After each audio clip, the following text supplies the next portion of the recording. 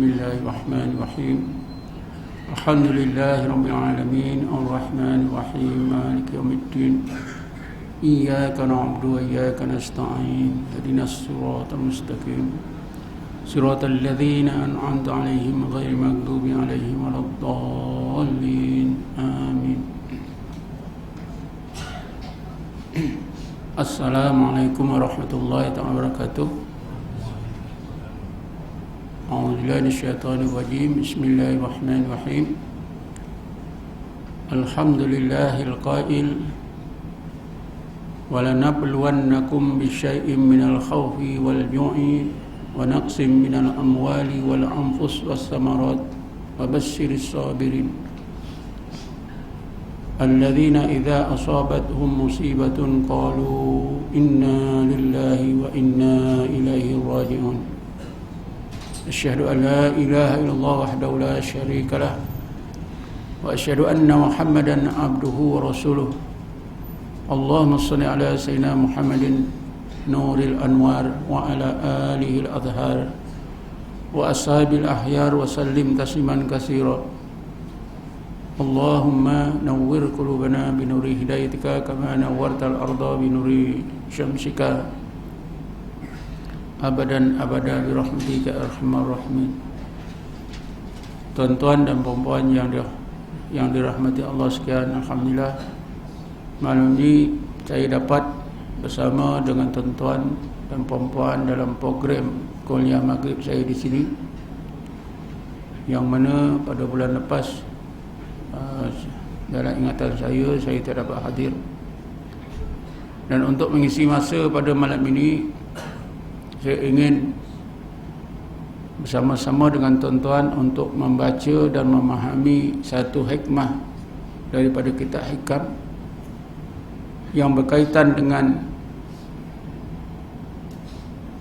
bagaimana kita menghadapi ujian atau bala daripada Allah Subhanahu wa taala. Kita semua sudah maklum bahawa setiap kita mesti diuji oleh Allah Subhanahu wa taala dengan ditimbakan berbagai jenis bala yang tak perlulah saya sebutkan. Mungkin tuan-tuan sendiri lebih banyak mengingat apa bala-bala yang telah tuan-tuan lalui. Kerana selagi kita hidup di dunia, memanglah kita digilirkan oleh Allah antara senang dan susah, bala dan rahmatnya. Apabila kita meninggal dunia, barulah bala itu berakhir di dunia ini. Cuma siksa kubur dan penderitaan di akhirat, kalau kita menjadi orang yang jahat, tetap kita akan hadapi. Dan penderitaan itu kita semua tahu lebih hebat, lebih dahsyat. Bagaimanapun tuan-tuan, berbagai asas yang boleh kita pegang untuk menghadapi bala ni. Pertama sekali, kalau kita bandingkan bala dengan rahmat yang Allah kurniakan kepada kita, bala itu adalah sedikit saja, kecil saja. Kalau dibanding rahmat itu terlalu banyak. Panjang hidup kita ini, bala itu sekali-sekali saja. Walaupun dia tak putus-putus, dibanding dengan rahmat dan nikmat yang kita terima, maka bala itu sikit saja. Sebab itulah Allah SWT berfirman tadi, Bismillahirrahmanirrahim, wala nabluwannakum bisyai'in, nescaya kami akan timpakan bala ke atas kamu, bisyai'in, dengan sesuatu yang sedikit. Jadi bala yang ditimpakan oleh Allah ke atas kita dibanding dengan rahmat itu jauh banyaknya. Bala itu sikit saja. Tapi biasalah manusia ya, bila ditimpa bala, seolah-olah bala itulah yang kita harungi sepanjang hayat kita. Padahal datangnya bala itu sekali dan sekejap saja. Jadi oleh kerana kita tidak dapat memahami apakah makna bala dan kita tidak dapat menghadapinya, maka ramailah manusia yang ditimpakan bala, mereka tidak tertanggung dan mereka merasa berputus asa, semakin jauh daripada rahmat Allah Subhanahu wa taala. Perkara kedua yang juga menjadi asas yang patut kita pegang dalam menghadapi bala daripada Allah Subhanahu wa taala ialah bahawa yang menimpakan bala itu ialah Allah. Allah juga yang memberi rahmat dan nikmat. Allah yang macam mana? Allah yang Maha Pengasih, Maha Penyayang, Maha Pemurah, Maha Bijaksana, Maha Mengetahui.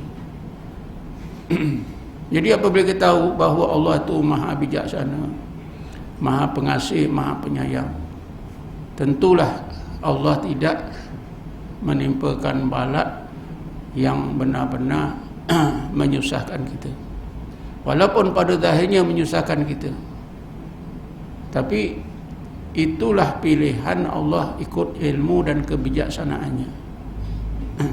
Sebab itu orang tua selalu mengingatkan kita, dalam bala itu banyak nikmatnya, banyak hikmahnya. Itu berarti kita diajak supaya memandang Allah yang menimpakan bala. Sebab itulah Ibn Athilah dalam kitabnya Hikam, dia menyebutkan liyukhaffif alamal bala ilmuka bi anna Allah ta'ala wal mubli. Untuk meringankan beban bala, penderitaan bala yang Allah timpakan ke atas kamu ialah kesedaran kamu bahawa yang menimpakan bala itu ialah Allah Subhanahu wa taala. Jadi Ibn Athilah mengajak kita supaya kita ingat bahawa yang menimpakan bala itu ialah Allah, dan Allah jugalah yang memberi rahmat kepada kita. Ini berarti tuan-tuan, bila kita menerima sesuatu bala kecil atau besar, itu janganlah pandang bala itu, janganlah pandang sebab-sebab yang mendatangkan bala itu, tapi hendaklah kita pandang Allah musabbibal asbab. Allah lah yang mendatangkan bala dan kesusahan. Ya, kita tidak boleh pandang sebab dan pandang musabbab, tapi hendaklah kita pandang Allah Subhanahu wa taala. Sebab itu Ibn Athilah tadi menyebutkan ilmuka bi anna Allah Subhanahu wa taala wal mubli.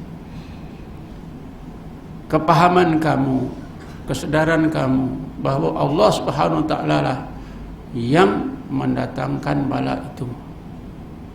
Allah jugalah yang memberi rahmat dan nikmat ke atas kamu. Allah yang Maha Bijaksana, yang Maha Mengetahui, yang Maha Pengasih, Maha Penyayang. Kalau kita kata kita sayang pada anak kita,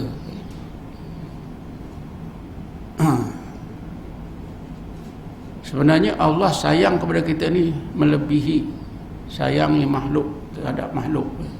Kita kata sayang pada anak kita, sebab itulah kita nak beri berbagai kebaikan, kemudahan pada anak-anak kita. Tapi sebenarnya Allah Subhanahu wa taala lebih lagi mengambil berat kebajikan kita daripada apa yang kita buat terhadap anak-anak kita. Tapi Cuma kita tak tahu. Sebab itulah Ibnu Athaillah mengajak kita supaya kita sedar bahawa yang mendatangkan bala itu adalah Allah yang bersifat Maha Pengasih, Maha Penyayang, Maha Bijaksana, Maha Mengetahui. Kerana itu dia tidak akan beri kepada kita, makhluknya yang disayangi, yang dicintai, sesuatu yang merugikan. Tentunya apa juga yang diberikan oleh Allah kepada kita semuanya baik.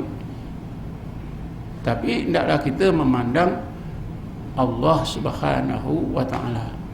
Kalau kita memandang sebab dan musababnya, maka itu menjadi faktor yang menyebabkan kita tidak akan tertanggung keberatan, kesusahan, kepedihan barat tadi. Tuan-tuan dan puan sekalian, kita sudah maklum, diberitahu oleh ustaz-ustaz kita dalam pembacaan buku-buku kita, balak dan ujian daripada Allah ni semakin meningkat, semakin berat. Sekiranya kita ini semakin hampir kepada Allah, semakin menjadi orang-orang yang soleh, yang hampir kepada Allah, hampir kepada Allah. Kita selalu mendengar bahawa orang yang banyak diuji oleh Allah ialah Nabi-Nabi, Rasul-Rasul. Diikutilah orang-orang seperti itu. Jadi ini juga satu faktor lain yang boleh membantu kita bersabar dan kita terus mampu menghadapi bala. Bahawa bila kita dihampirkan diri kita kepada Allah, maka Allah akan timpakan bala. Makin hampir semakin banyaklah balanya. Sebab itu Nabi Muhammad sebutkan bahawa Nabi-Nabi dan Rasul-Rasulullah orang yang paling banyak menerima bala dan ujian daripada Allah Subhanahu wa taala kalau berbanding dengan umatnya. Kalau kita tengok orang-orang yang hampir kepada Allah pun memang tak putus-putus balanya. Semakin hampir, semakin sayang oleh Allah, makin ada saja bala yang ditanggung oleh mereka. Kalau orang-orang sufi misalnya, dalam sejarah hidup mereka, memang berbagai bala, fitnah yang tidak munasabah. Katalah Abu Hasan Sazali sendiri, difitnah. Yang fitnah bukan orang-orang bodoh, ulama juga. Ulama, majoriti ulama fiqh berpakat-pakat bahawa Abu Hasan Sazali ini mengajar ajaran sesat. Minta pada kerajaan Maghribi supaya dibuang negeri. Kerajaan buanglah. Ke mana? Ke Mesir. Sudah sampai di Mesir, sampai di Skandaria, dia duduk di sana, dia ajak ilmu tasawuf. Pengaruhnya besar. Ulama Maghribi tak puas hati, minta kerajaan Maghribi supaya menghubungi kerajaan Mesir, supaya kerajaan Mesir halau Abu Hasan Sazali ini daripada negeri Mesir. Tapi kerajaan Maghribi tak terbuat, kekallah Abu Hasan Sazali. Ketika itu pun ulama di Iskandaria pun fitnah dia, tak sudah-sudah. Begitu juga lah tuan-tuan, ulama-ulama tasawuf lain memang sentiasa ditimpa oleh berbagai bala, kecil atau besar. Ada yang ditimpa bala kerana anak isteri. Salah seorang guru Imam Ghazali, tak salah saya, Ali Farmidi atau Abu Hasan Al-Kharqani, dia ditimpa bala kerana istrinya terlalu jahat. Istrinya terlalu jahat. Kadang-kadang istrinya ni pukul dia, maki hamun dia di depan murid-murid. Mana kita jumpa orang alim macam ni tuan-tuan. Sampai satu hari Arif Parmedi ni dia cari kayu api. Orang dulu masak pakai kayu api.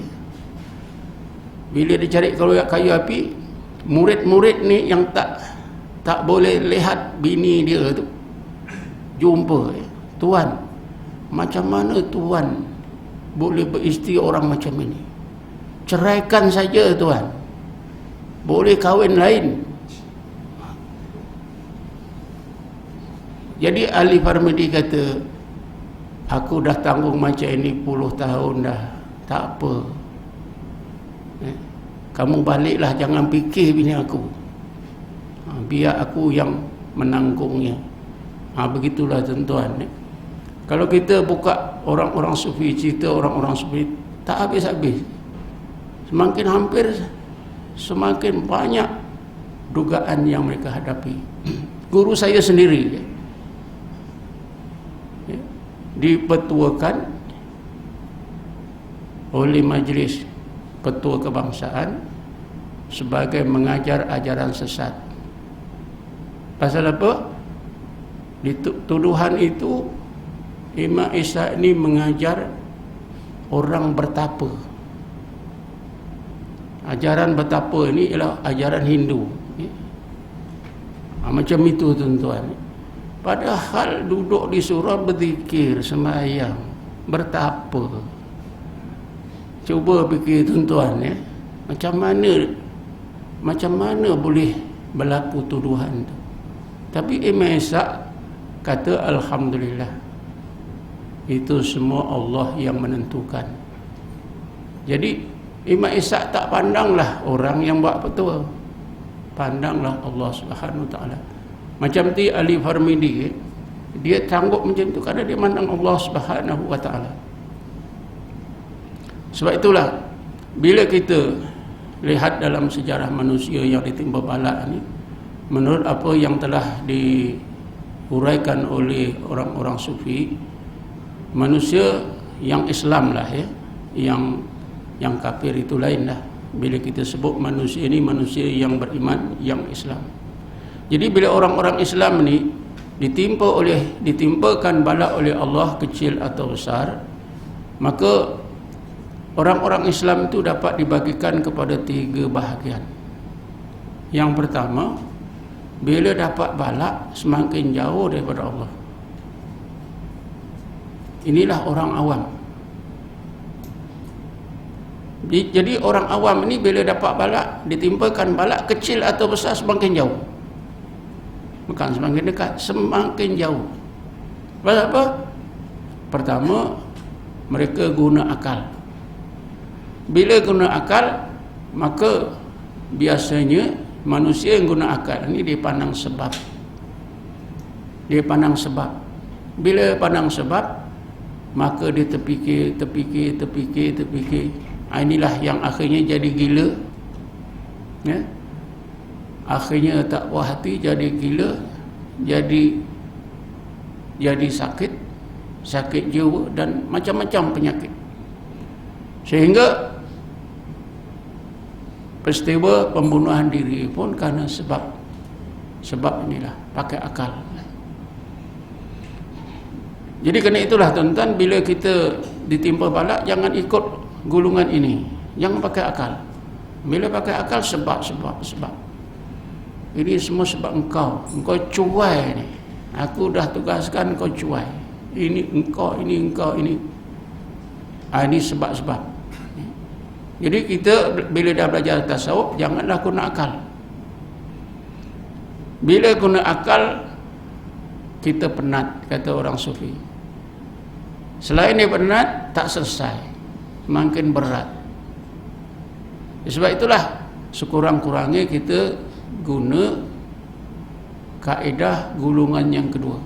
Gulungan yang kedua ini tuan-tuan, bila ditimpa bala, perlahan-perlahan semakin hampir kepada Allah, makin hampir kepada Allah Subhanahu Wa Taala. Gulungan ini adalah gulungan orang-orang mukmin yang bila ditimpa bala, dia gunakan hati dia. Dan hati ini sudah saya terangkan banyak kali di sini. Kemampuannya ialah boleh memahami yang akal tak boleh faham. Akal tak boleh faham, hati boleh faham.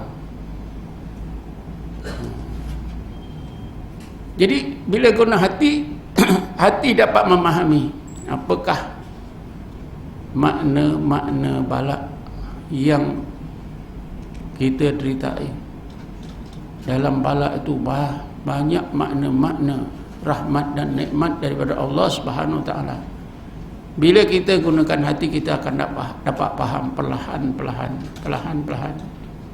Itulah yang menyebabkan kita sabar dan kita sedikit demi sedikit memandang Allah Subhanahu Wa Taala. Maka inilah yang dimaksudkan oleh Ibn Athaillah tadi, ilmu kita, kepahaman kita bahawa Allah lah yang mendatangkan balak, itu dapat meringankan beban balak itu sendiri. Dan kalau boleh, hendaklah kita ikut cara golongan yang ketiga, iaitu gunakan roh dan sir. Bila kita gunakan roh dan sir, berarti kita mandang Allah saja. Senang susah, balak ke nikmat atau rahmat tak dipandang lagi. Sebab itu golongan yang ketiga ini, bila Allah timpakan balak, dikatakan oleh orang-orang sufi, bila mereka ini ditimpakan balak oleh Allah, maka mereka seolah-olah terus berada di depan Allah Subhanahu Wa Taala. Kerana apa? Roh itu kebolehannya ialah musyahadah. Artinya bila ditimpa balak, kalau orang itu memang orang yang sudah biasa menggunakan roh, maka bila ditimpa balak, menyegerakan mereka ini terus memandang Allah Subhanahu Wa Taala, tidak memandang lain.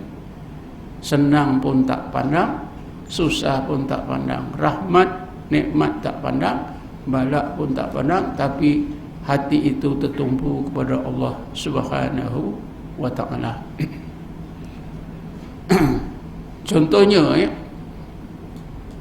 Contohnya ialah Nabi Muhammad sallallahu alaihi wasallam dengan Sayyidina Abu Bakar ketika dikejar oleh orang-orang Quraisy untuk dibunuh. Kedua-duanya sembunyi dalam gua yang kecil, 3 hasta lebar, 3 hasta dalam. Tapi dengan pertolongan Allah, dia masuk saja, labah-labah buat sarang, buat rumah dalam sekelip mata. Burung merpati pun datang bertelur 2-3 biji. Jadi ini mengabui akal orang Quraisy. Kalau Muhammad bersembunyi, tentulah ini rumah labah-labah ini putus. Ini tidak lengkap. Disitulah Abu Bakar dan Nabi Muhammad SAW. Nabi Muhammad sedikit pun tak rasa takut, tapi Abu Bakar takut. Sebenarnya peristiwa ini mengajar kita macam mana kita nak menghadapi balak. Sayyidina Abu Bakar, dia rasa takut kerana dia mandang balak tadi. Dan satu lagi, dia kena sengat kala jengking. Tapi Nabi ingatkan, Nabi ajak ingat kepada Allah, musyahadah kepada Allah. La tahzan innallaha ma'ana, disebut dalam Quran. Ya Abu Bakar, jangan susah, jangan takut, Allah beserta kita. Dengan itu Abu Bakar pun memandang Allah, hilang rasa takut, hilang sakitnya sengatan kala jengking. Jadi daripada sinilah tuan-tuan kita dapat pelajari apa yang dimaksudkan bila kita gunakan roh, kita musyahadah kepada Allah, memandang Allah dengan roh kita. Artinya memandang Allah dengan roh kita ini sebenarnya tuan-tuan bukan memandang zatnya. Baru pagi tadi saya buka balik, takut-takut saya tersilap kitab Imam Sayyuti, Ta'yidul Haqiqatil Aliyah.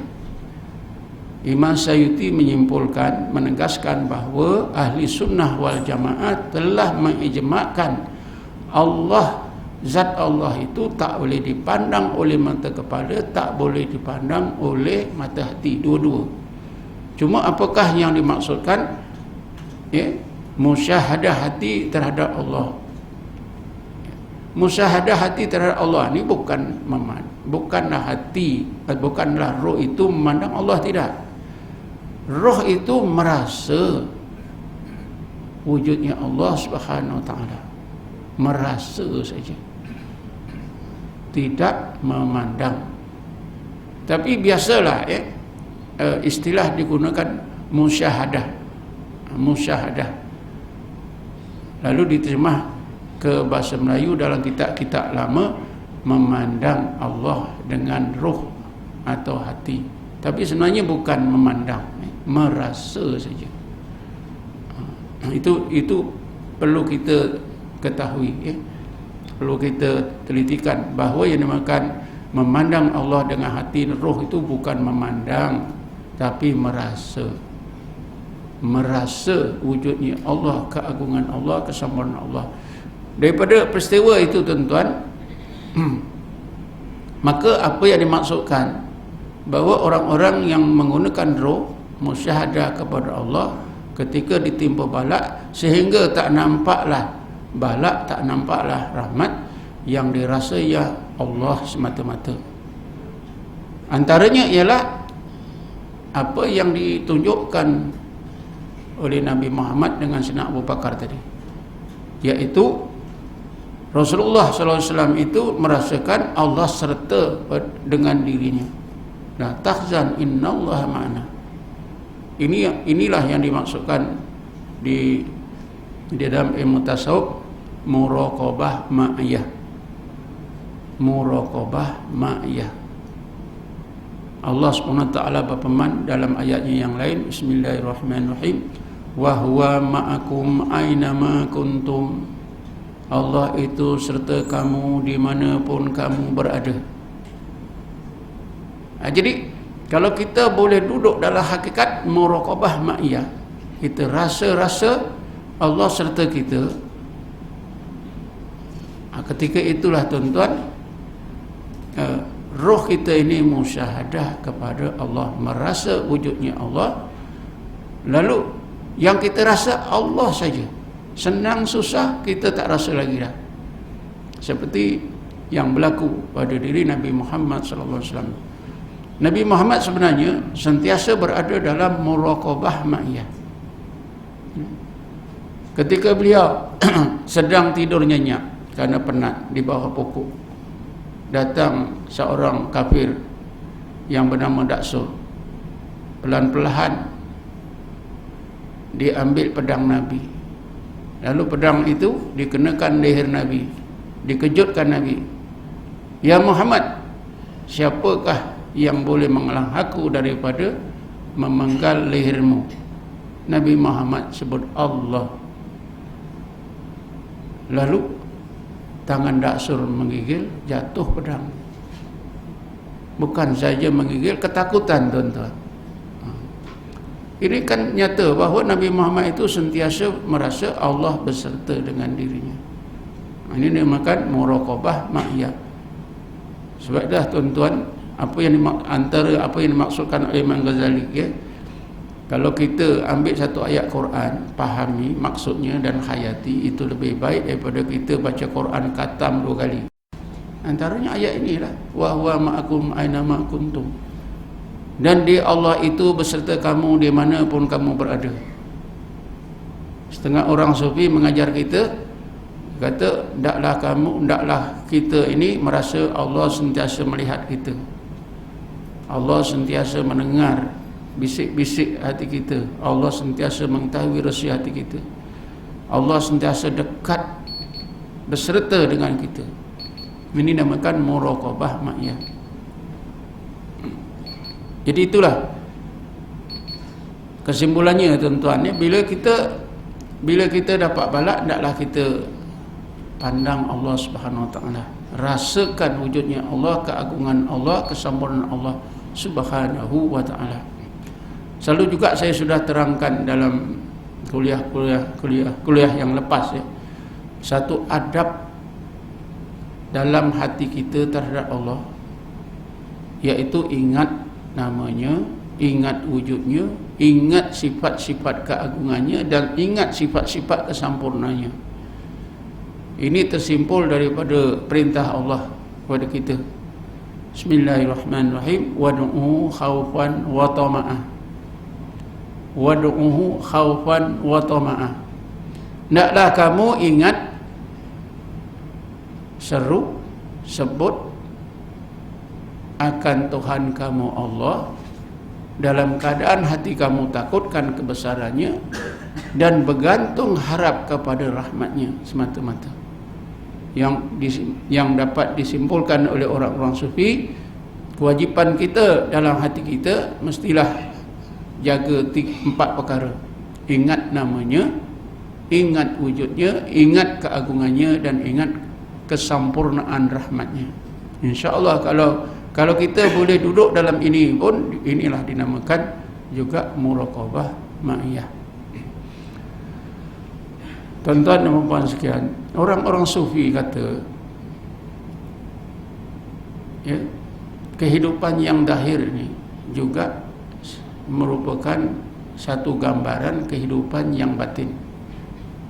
Suasana dan keadaan atau fenomena yang zahir itu sebenarnya menggambarkan fenomena yang batin. Apa yang dimasukkan oleh mereka dalam hubungan kita menghadapi bala ni, orang-orang sufi juga mengajar kita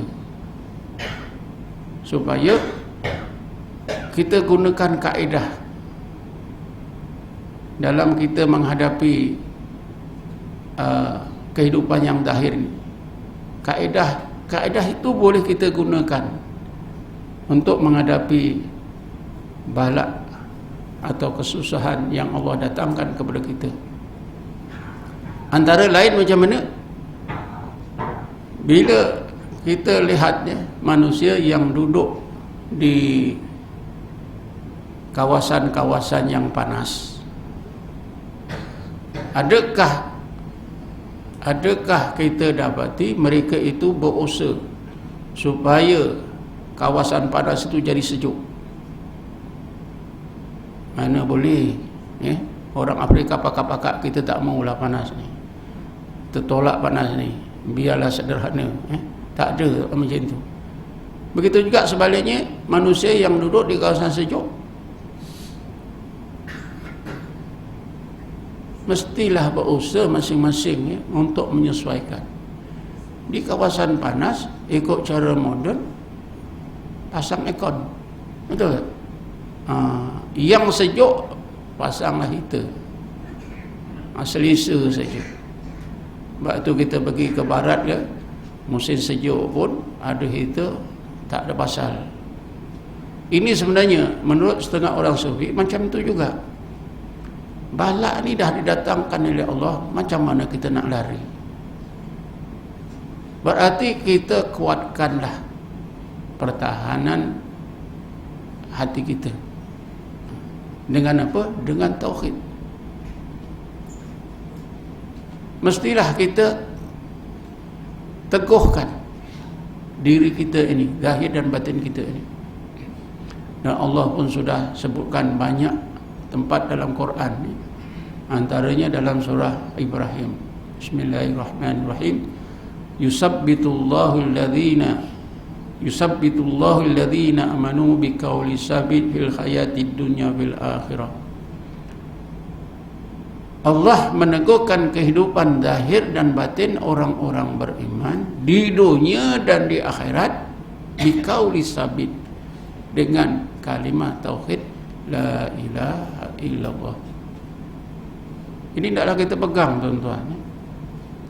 Sama saja. Akhirnya ayat ini pun pergi kepada yang ketiga tadi, atau sekurang-kurangnya yang kedua. Bila kita ditimpa bala oleh Allah, hendaklah kita teguhkan zahir dan batin kita dengan tauhid, seperti yang saya hurai tadi.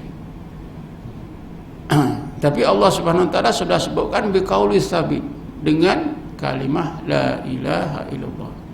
Sebab itulah Rasulullah SAW mengajar kita nak menguatkan iman, antaranya ialah membanyakkan sebutan la ilaha illallah.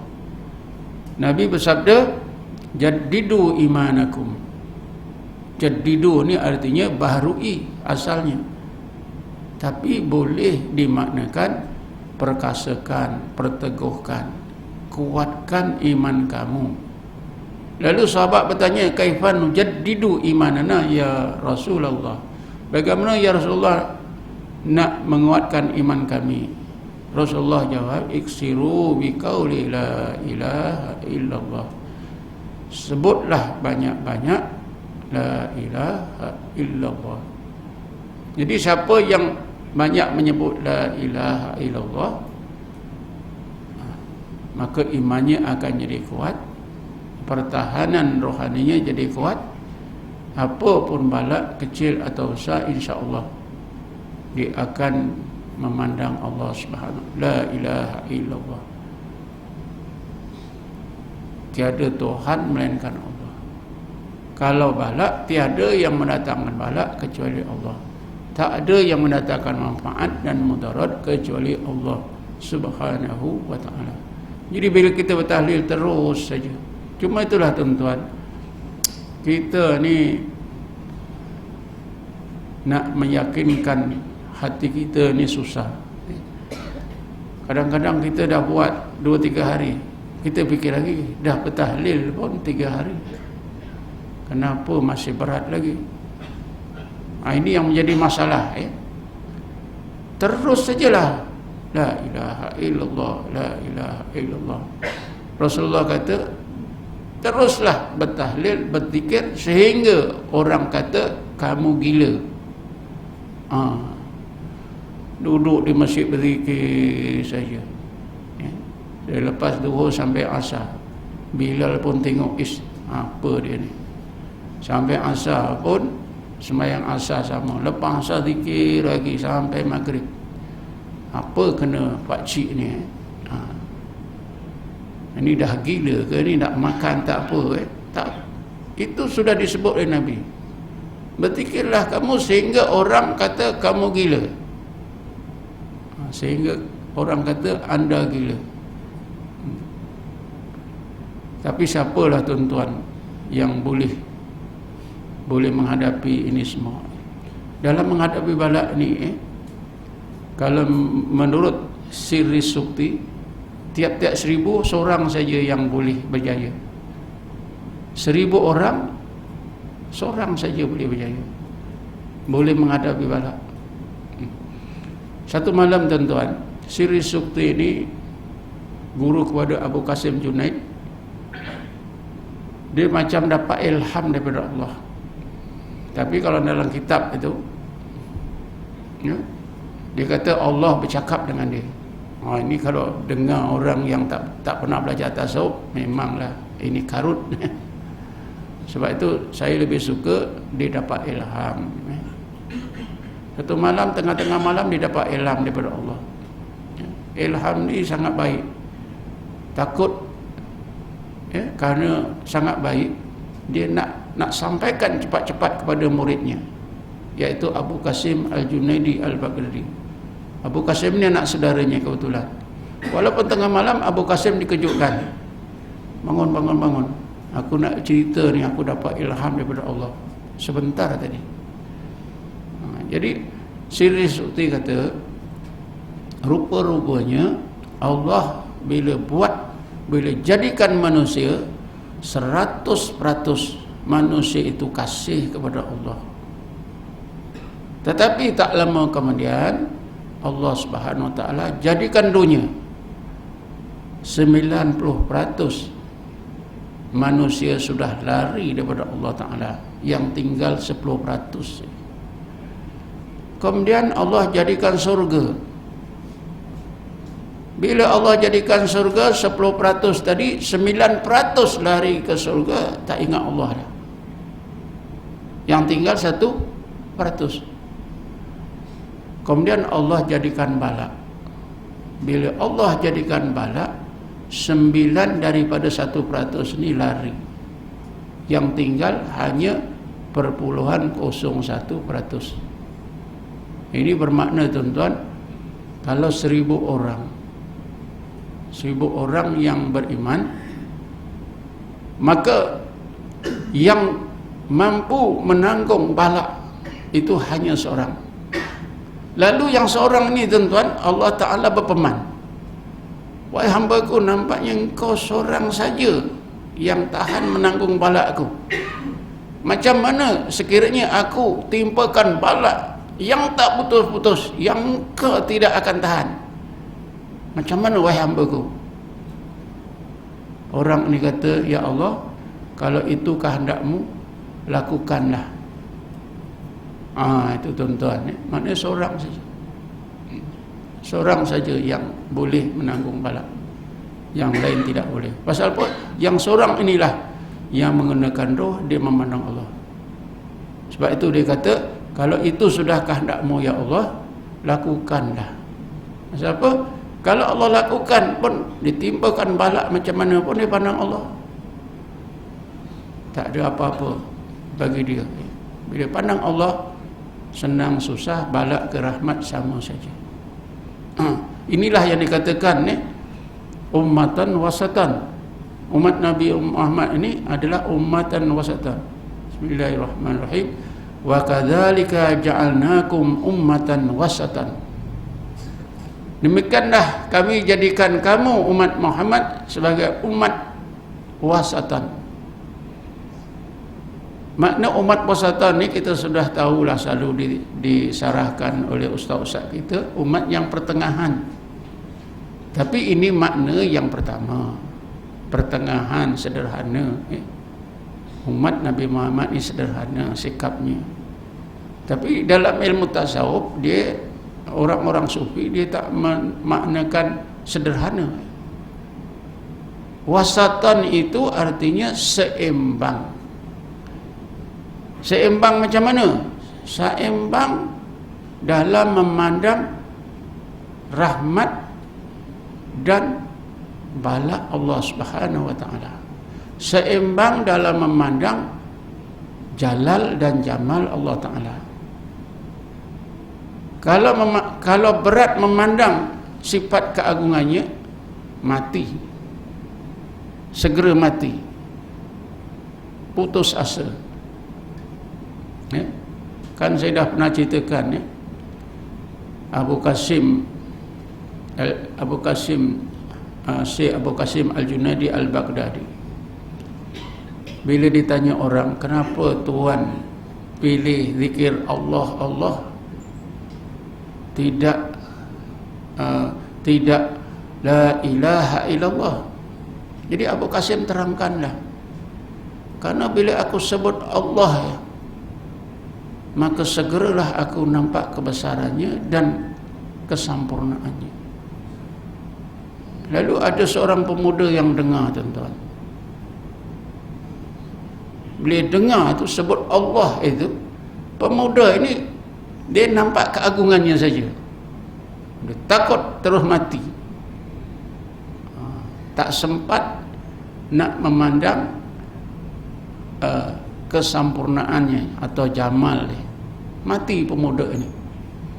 Bila mati, keluarganya, kalau sekarang lah, istilah sekarang, saman Abu Qasim. Tapi taklah melalui mahkamah, melalui apa itu sultan, melalui khalifah yang memerintah pada masa itu. Jadi khalifah pun panggillah Abu Qasim. Kenapa, betul ke awak telah membunuh anak dia ni? Abu Qasim, tidak. Aku sebut Allah, ketika aku sebut Allah itu dia mandang kebesarannya. Rasa tak, karena itu timbul rasa takut, terus mati. Kata khalifah, kalau macam itu keluarganya tak bolehlah saman, tak bolehlah minta ganti rugi, engkau balik sajalah. Sebab itulah tuan-tuan, ummatan wasatan itu maknanya ialah keseimbangan hati umat Nabi Muhammad itu dalam memandang sifat-sifat keagungannya dengan sifat-sifat kesempurnaannya. Antara bala dan rahmatnya itu seimbang. Caranya macam mana nak seimbang? Pandang Allah saja. Yang menimpakan bala Allah, yang memberi rahmat pun Allah. Dia pandang saja. Allah seimbang. Ini yang pernah saya sebutkan, rasa takut kepada Allah, rasa pengharapan hati kepada Allah, itu bagi orang mukmin adalah seperti dua sayap burung kiri dan kanan. Macam mana burung tak boleh terbang dengan sebelah sayap, maka begitulah orang mukmin tidak boleh berjalan di atas agama Allah dengan sebaik-baiknya, tanpa memandang jalal dan jamalnya, tanpa memandang rahmat dan nikmatnya serentak. Jadi itulah makna umatan wasatan, umat yang seimbang hatinya dalam memandang jamal dan jalal. Sebab itu dalam Quran selalunya bila disebut khaufan dituruti, diikuti terus wa tama'a. Wad'uhu khaufan wa tama'a. Dalam surah apa sana? Sajdah pun ada. Bismillahirrahmanirrahim. Tatajafa junubuhum anil madaji'i wa yad'una rabbahum khawfan wa tama'a. Tatajafa junubuhum anil madaji'i. Orang mukmin yang sebenar itu waktu malam menjauhkan diri dari tempat tidur, makna bangun tahajud, beribadat kepada Allah Subhanahu wa taala. Wa yad'una rabbahum khaufan wa tama'a. Tengok, mereka itu berdoa, berzikir, mengingati Allah, Tuhannya Allah, dalam keadaan hati mereka khaufan wa tama'a. Bila dalam hati kita ni ada dua sifat ni, khauf dan tamak kepada rahmat, ini berarti hati kita ni seimbang dalam memandang jalal dan jamal. Wa mimma razaqnahum yunfikun. Ini disebutkan oleh Allah, sifat orang mukmin sebenar macam tu. Mestilah serentak dia memandang jalal dan jamalnya, timbullah rasa takut dan penuh harap kepada rahmatnya yang seimbang. Kalau tidak, maka mukmin itu tidak boleh berjalan di atas jalan agama Allah dengan sebaik-baiknya. Nabi Muhammad, orang-orang yang hampir kepada Allah pun begitulah, tuan-tuan. Jadi itulah di antaranya. Kalau kita tengok dalam Quran, itulah di antara kaedah-kaedah kita menghadapi bala. Dan kalau kita tengok dalam Quran, dalam surah Baqarah juga, tak salah saya, ayat 45 dan 46. Bismillahirrahmanirrahim. Wasta'inu bis-sabri was-salah fa innaha lakabiratun illa 'alal khashiin alladzina yadunnuna annahum mulaqu rabbihim wa annahum ilaihi raji'un. Wasta'inu, hendaklah kamu minta tolong kepada Allah. Biasanya bila kita timba bala ini, memanglah kita minta tolong kepada Allah. Caranya macam mana? Wasta'inu bis sabri was salah, dengan cara bersabar. Macam mana kita boleh sabar? Tadilah pandang jalal dan jamal Allah Ta'ala. Was salah, sembahyang, berdoa. Wa innaha lakabiratun, dan sesungguhnya hak itu sesungguhnya, hak itu ada yang ahli tafsir maknakan solat, semayang dan doa itu berat. Ada yang menafsirkan hak itu maknanya isti'anah, minta tolong daripada Allah dengan cara bersabar, berdoa dan semayang itu berat untuk dilakukan, susah untuk dilakukan. illa 'alal khashiin, kecuali ke atas orang-orang yang hatinya khusyuk. Kalau hati khusyuk tak berat untuk bersabar, untuk berdoa, untuk sembahyang. Makna sembahyang di sini tentulah sembahyang taubat, sembahyang hajat. Ya. Kalau kita ditimpa balak, memanglah kita dikehendaki supaya kita membanyakkan sembahyang taubat, sembahyang hajat. Ya. Tapi Allah Ta'ala sudah sebutkan, ya, untuk bersabar, untuk sembahyang, untuk berdoa ketika ditimpa balak ini sangat berat untuk dilakukan.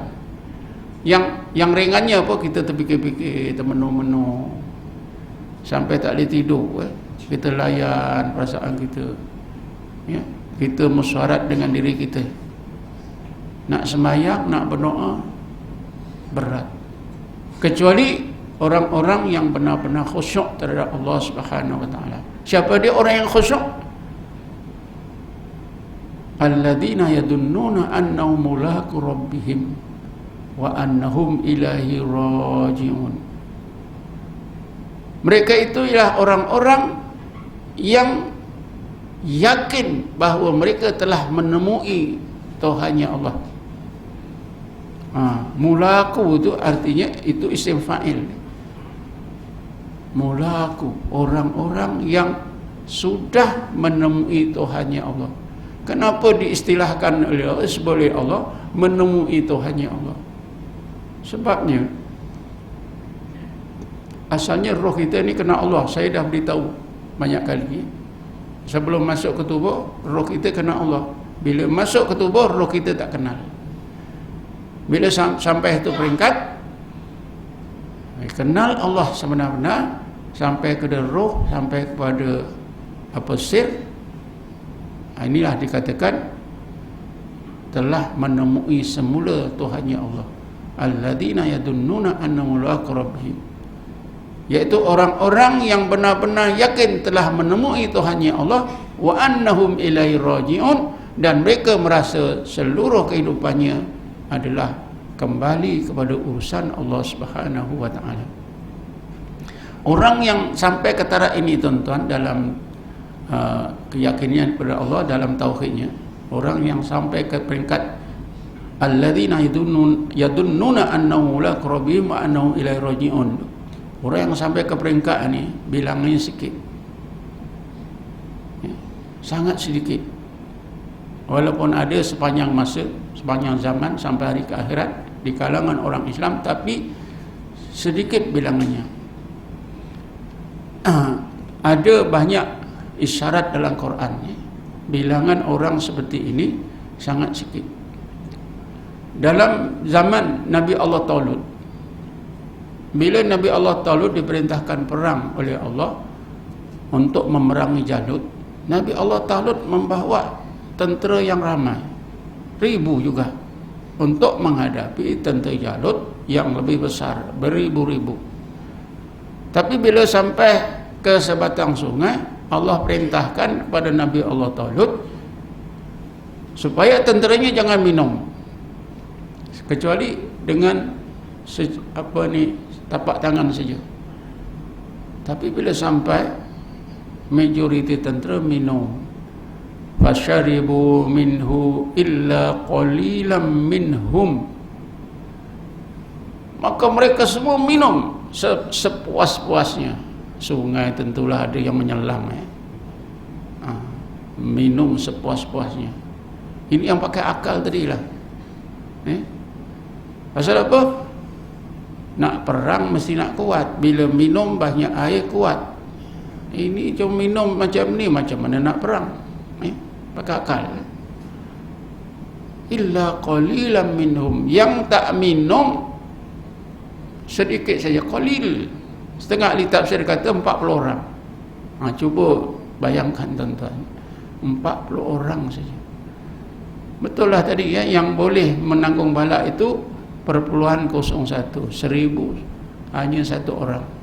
Betul, 40 orang saja. Termasuklah dalam 40 orang ni Nabi Daud alaihissalam. Mereka inilah yang bila menyeberang sungai, tentera ini dah seberang sungai, majoriti yang minum tadi dah tak mau perang.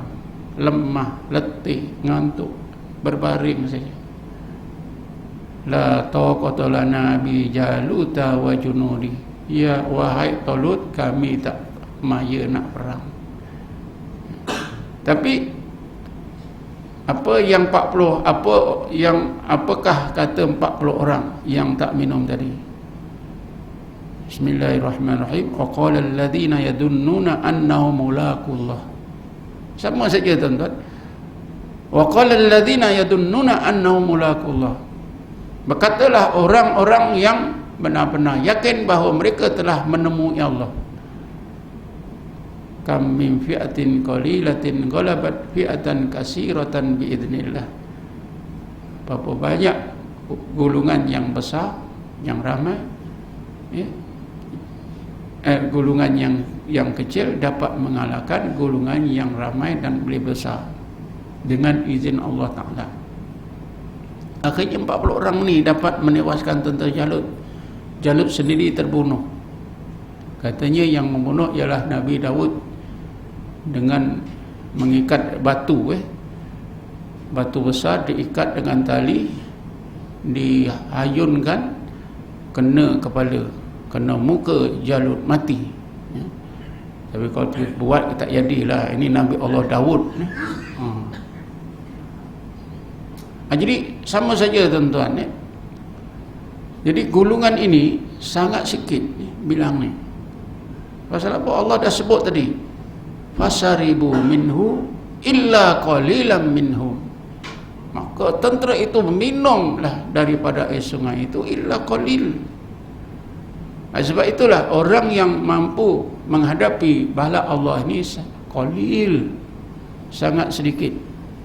Dibayangkan tadi oleh Syirri Sukti dalam ilhamnya hanya perpuluhan 01. Ini saja. Bagaimanapun tuan-tuan, kita janganlah putus asa. Walaupun tiap-tiap 1000 hanya seorang, kita macam tak masuk lah.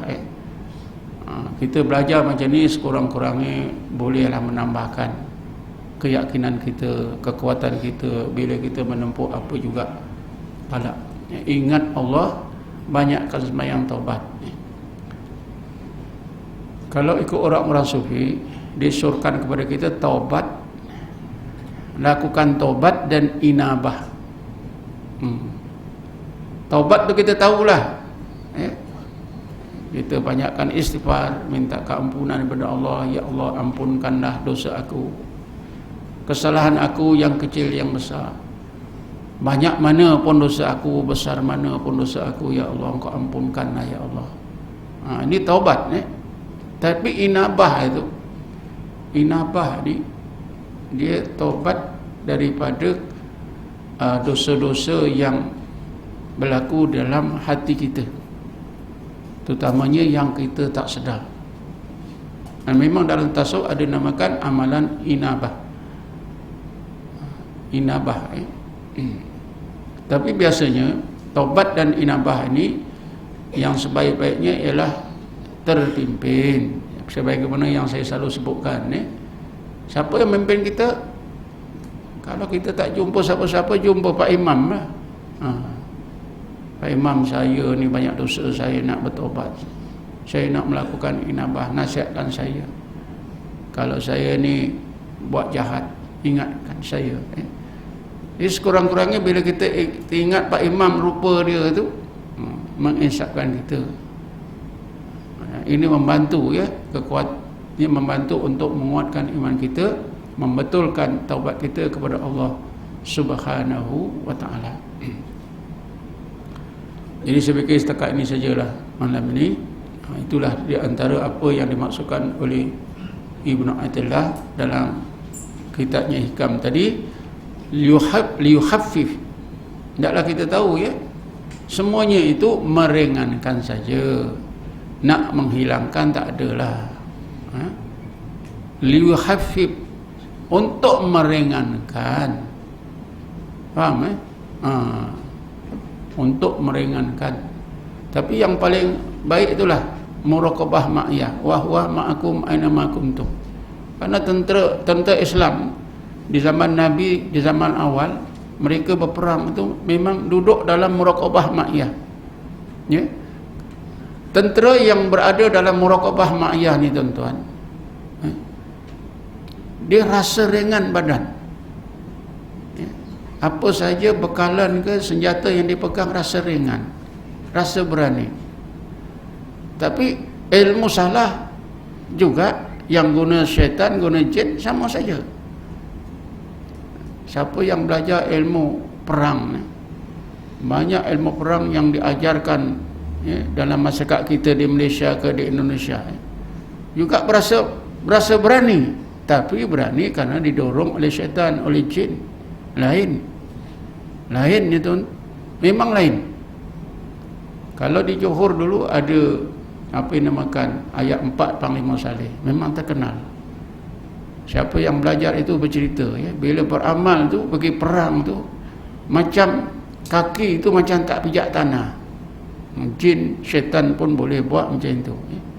Tapi kalau kita muraqabah ma'iyah, ini yang sebenarnya datangnya daripada Allah Subhanahu wa ta'ala. Bila kita duduk dalam ma'iyah, tak ada susah, tak ada senang, Allah saja. Wa huwa ma'akum aina ma kuntum la takhzan innallaha ma'ana. Setakat ni sajalah, jam sudah menunjukkan pukul 9. Mudah-mudahan tuan-tuan dapat memahami dan dapat menghayati. Ada tuan-tuan nak bertanya? Ada nak bertanya? Kalau tak ada bertanya setakat ini saja. Wallahu a'lam. Assalamualaikum warahmatullahi wabarakatuh. A'udzubillahi minasyaitonir rajim. Bismillahirrahmanirrahim. Wassalatu wassalamu ala asyrafil anbiya'i wal mursalin sayyidina Muhammadin wa ala alihi washabihi ajma'in. Allahumma ighfir lana warhamna wa li abaina li ummahatina li ikhwanina li akhwatina wa li muallimina li masyayikhina wa li jami'il muslimina wal muslimat wal mu'minina wal mu'minat bi rahmatika ya arhamar rahimin. Allahumma inna nas'aluka imanan da'iman wa qalban khashi'an wa ilman nafi'an wa 'amalan salihan wa taqabbala. Allahumma arina al-haqqa haqqan warzuqna ittiba'ahu, arina al-batila al-batila warzuqna ijtinabah.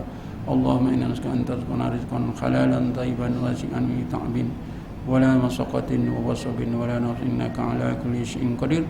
Allahumma inna nas'aluka at-taubata wal inabata istiqamata ala syari'atil bayda. Allah ja'alna mustaqiman wa la taj'alna saqiman al-haq. Allahumma manna 'alaina bil itamati istiqamati ala syari'atil bayda. Allahumma taf alaina akmal al-futu wasrah surun asyuru. Allahumma salli ala sayyidina Muhammadin nuril anwar wa ala alihi al-adhar wa asbil ahya raslim tasman kasiran ya arhamar rahimin. Allah ya Allah ya Rahman Rahim ya hadi al-mudillin ya nasir al-muslimin wa ya rahmat du'afa wal masakin. Ij'alna min awliya'il muttaqin wa khsuna fi zumratil muqarrabin warzuqna kharadain fatna min syarri kaunani. Rabbana atina fid dunya hasanah fil akhirati hasanah wa qina adzaban nar. Wa sallallahu ala sayyidina Muhammadin nabiyil ummi wa ala alihi wa sahbihi wasallam. Walhamdulillahi rabbil alamin. Taqabbalallahu minkum. Taqabbal ya karim.